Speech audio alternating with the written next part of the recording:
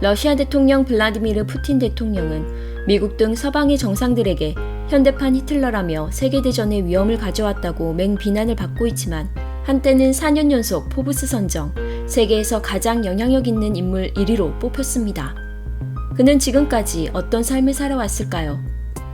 세계 제2차 대전이 끝난 지 얼마 안 된 1952년 10월 7일 소련 레닌그라드의 낡고 허름한 공동주택에서 전쟁 중 팔을 잃은 상위 군인이었던 아버지 블라디미르 스피리도노비치와 친정 식구들 대다수가 전쟁통에 사망하거나 실종되는 아픔을 겪었던 어머니 마리아 이바노브나 푸티나 사이에서 세 번째 아이로 태어났습니다. 두 형은 어린 나이에 다 사망했고 전쟁 직후였기에 지독한 가난이 늘 따라다녔지요. 청소년기의 푸틴은 초등학생 시절부터 또래 불량 학생들과 어울리며 물건을 훔치거나 불량 학생들의 패싸움에 가담하며 크고 작은 비행을 저지르던 비행 청소년이었습니다. 그러나 부모의 꾸준하고도 엄격한 가정교육과 푸틴과 가깝던 운동 코치들의 지도 덕분에 푸틴은 고학년 시절부터 모범적인 학생으로 거듭났지요. 선전물에 등장하는 영웅적인 첩보원들의 모습에 사로잡혀 일찍부터 스파이를 동경한 푸틴은 레닌그라드 주립대학 법학부에 입학해 재학 도중인 1974년 소련의 정보기관인 KGB에 도전하여 수습요원으로 발탁되었습니다. 하지만 푸틴이 맡은 일은 낮은 단계의 보안과 연락 업무 등에 그쳤으며 우리가 흔히 생각하는 영화 속 스파이와는 거리가 멀었죠. 그리고 친구의 소개로 전 항공사 승무원이었던 류드밀라 푸티나를 만나 3년 정도 연애를 하고 1983년 결혼 후 1985년 첫 딸 마리아를 얻고 그 후 독일에서 둘째 딸 카테리나를 낳습니다.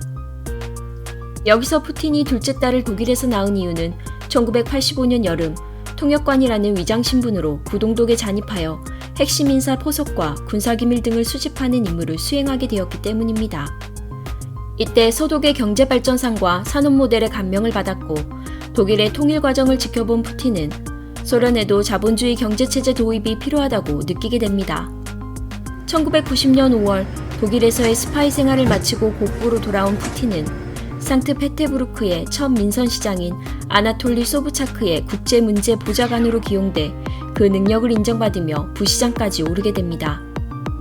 승승장구하던 푸틴은 1996년 소브차크가 재선에 실패하며 위기를 맞았지요.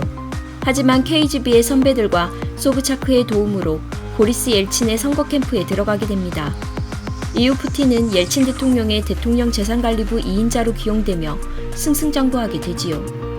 그리고 1998년 7월엔 KGB의 후신인 연방정보국 FSB의 수장까지 오르게 됩니다. 옐친과 푸틴 간에는 모종의 거래가 있었는데 옐친은 대통령에서 물러난 후 부정부패와 무능으로 인해 감옥으로 갈 뻔하지만 푸틴에게 자신의 후위를 부탁한 뒤 1999년 8월 9일 푸틴을 부총리 겸 총리대행으로 임명하며 푸틴을 자신의 후계자라고 밝히지요. 그렇게 세기 말인 1999년 12월 31일 옐친은 건강상의 문제로 사임을 발표했고 5개월가량 대통령 권한대행으로 활동하고 대통령 선거에서 52%의 득표를 가져오며 당선됩니다. 이후 2004년 재선에 성공한 후 3번 연속 대통령이 될 수 없다는 러시아 헌법에 따라 당시 부총리였던 드미트리 메드베데프를 꼭두각시 대통령으로 자리에 앉힌 뒤 그는 총리로 식권을 장악하다 2012년 다시 대권에 도전하여 64%의 지지를 받아 대통령의 자리에 오르게 됩니다. 그 뒤로 선거법을 개정해 계속해서 재선을 거듭하며 독재자 아닌 독재자로 군림하게 됩니다. 현재는 2036년까지 집권이 가능해졌습니다. 그에게 독재자라고 비난하는 이들도 많지만 사실 그는 국민들에게 높은 지지를 받고 있으며 대다수의 국민들은 푸틴은 독재자가 아니라 정당한 절차에 따라 장기 집권을 하고 있다고 생각하죠. 이는 국민들이 푸틴이 집권하기 시작하면서 경제가 살아났다고 믿고 있기 때문입니다. 또한 자신의 이미지를 카리스마 있는 지도자로 만들고 싶어 합니다. 그래서 과거 그의 유도 경력, KGB 출신 이력 등을 적극적으로 활용하고 사격, 승마, 운동하는 모습 등의 홍보 사진이나 영상물을 많이 만들었지요. 서방 세계에 굴복하지 않는 강인한 리더의 모습으로 러시아 국민들의 지지를 이끌어내고 있는 것입니다. 덕분에 인권 탄압과 언론 통제에 대한 비판, 그리고 무수한 스캔들 속에서도 그는 건재했으며 러시아의 민주주의는 점점 퇴보하고 있습니다. 미국 경제 전문지 비즈니스 인사이더의 발표에 따르면 푸틴은 은닉 재산이 많고 국고를 빼돌려 사적으로 사용하는 금액을 포함하면 비공식적으로 전 세계에서 돈이 가장 많은 사람이라고 합니다. 현재 공식적으로 세계 1위 부자 테슬라의 최고 경영자인 일론 머스크는 푸틴이 나보다 훨씬 부자라고 생각한다면서 공개적으로 조롱하기도 했지요. 또한 우크라이나 전쟁으로 인해 늘 베일에 쌓여있던 푸틴의 사생활도 점점 드러나고 있습니다. 그의 전 부인과는 2013년 이혼을 발표하고 현재는 39살의 전 리듬체조 올림픽 금메달리스트 선수 출신인 알리나 카바에바와의 사이에서 쌍둥이 아이들을 넷이 낳았지요. 그녀는 러시아 국영방송사의 회장직을 맡으며 무려 123억의 연봉을 받았습니다. 언론에 대한 경력이 전무한 사람이 받기에는 매우 큰 금액입니다. 현재 외신에서는 푸틴은 전쟁이 벌어지면서 알리나 카바에바와 4아이들 그리고 2딸과 4연녀, 푸틴의 사생아 딸을 지하 벙커에 피신시켰다고 하는데 그들을 지하 벙커에 숨긴 푸틴의 속내는 무엇일까요?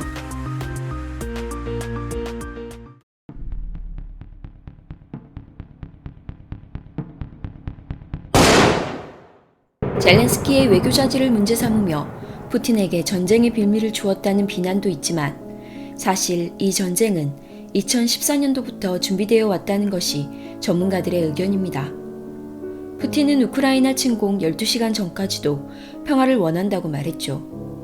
러시아 탱크가 우크라이나 국경선으로 집결했고 이를 전 세계가 실시간으로 보고 있는데도 그는 평화를 원한다고 말했지만 젤렌스키의 거듭되는 협상 요구에 응하지 않았습니다. 영국의 정보부 수장이었던 존 소월스는 말합니다. 푸틴은 원래 철두철미하고 회의적이며 마치 스스를 집도하듯이 전략을 짜는 사람이다. 그러나 이번 우크라이나 침공은 논리적으로 이해가 안 되는 일이다. 5년 전이 푸틴과는 완전히 다른 사람인 것 같다. 그는 계획대로 안 되고 있는지 핵무기까지 사용하겠다며 협박하고 있습니다. 전쟁이 일어나면서 여러 가지 가설들이 나오고 있죠. 계속되는 장기 집권으로 그의 주위는 충성파로 채워졌고 쓴소리하는 인물들도 사라졌습니다. 그로 인해 그의 오만이 부른 참담한 결과라는 것이죠. 한편 그의 건강 이상설도 주목받고 있습니다. 얼마 전 러시아 TV방송은 마리우폴 점령을 보고한 세르게이 쇼이구 국방장관과 그를 독려하는 푸틴 대통령의 모습을 공개했는데 이 자리에서 푸틴 대통령은 다소 경직된 표정으로 앉아 앞에 놓인 테이블 모서리를 의지하는 듯한 모습이 담겼습니다.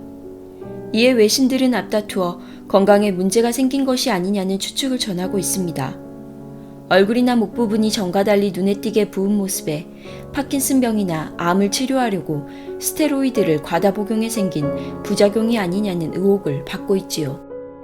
너무나 답답한 상황이 지연되며 그냥 우크라이나가 항복하거나 나토가 개입해서 싸우면 안 되나 싶겠지만 이에 따르는 문제들이 너무 많습니다. 만일 나토의 개입으로 희박하지만 제3차 세계대전이 시작되면 핵전쟁의 위험도 무시할 수 없습니다. 그렇다고 우크라이나가 항복하고 칠러 정권이 들어서게 되면 강대국의 무력 침공을 인정하는 위험한 선례가 되어 누군가에겐 빌미가 되겠지요. 그리하여 되도록 서방 국가들은 러시아에 대한 경제 제재와 우크라이나에게 무기를 지원하며 관망하고 있는 것입니다. 하지만 전쟁이 길어질수록 세계 경제에 미치는 전쟁의 영향으로 이러한 제재와 지원이 과연 지속될 수 있을지 불안하긴 합니다. 또한 부차 지역에서 러시아군이 민간인들을 학살했다는 정황들이 발견되면서 바이든 대통령을 비롯 서방 세계 지도자들은 서슴없이 푸틴을 전범이라 부르며 반드시 책임을 물을 것이라고 하지만 그를 국제재판소에 세운다는 것은 불행히도 거의 불가능에 가깝죠. 여기저기 고구마 투성이입니다. 지난 2월 24일 침공이 시작된 이후 가장 치열한 전투를 치른 마리우폴의 거리는 폐허로 변했습니다. 러시아는 2014년에 합병한 크림반도와 분리주의 반군이 장악한 우크라이나 동부 돈바스 지역을 잇는 교두보를 마련한 것입니다. 푸틴은 우크라이나 군의 최후거점 아조우스탈 제철소에는 파리 한 마리도 빠져나가지 못하도록 봉쇄 명령을 내렸습니다. 이왕 전쟁을 시작했으니 돈바스 지역이라도 장악해야지. 그렇지 않으면 쉬이 물러나려 할 것 같진 않습니다. 며칠 전 유엔 총장이 중재에 나섰습니다. 구테레스 유엔 사무총장은 4월 26일 모스크바, 4월 28일 키이우를 방문해 회담을 가졌죠. 허나 역시나 별다른 성과를 거둘 순 없었습니다. 아마도 본인이 원하는 그림이 나오기 전까지 푸틴은 그만두지 않을 것입니다. 개인적으론 이 역시날스러운 상황이 그럼에도 불구하고로 끝이 나길 바랍니다. 알고 싶은 인물이 있다면 댓글로 달아주세요. 활짝 피는 하루 보내시고 좋아요, 구독, 알림 설정 잊지 마세요.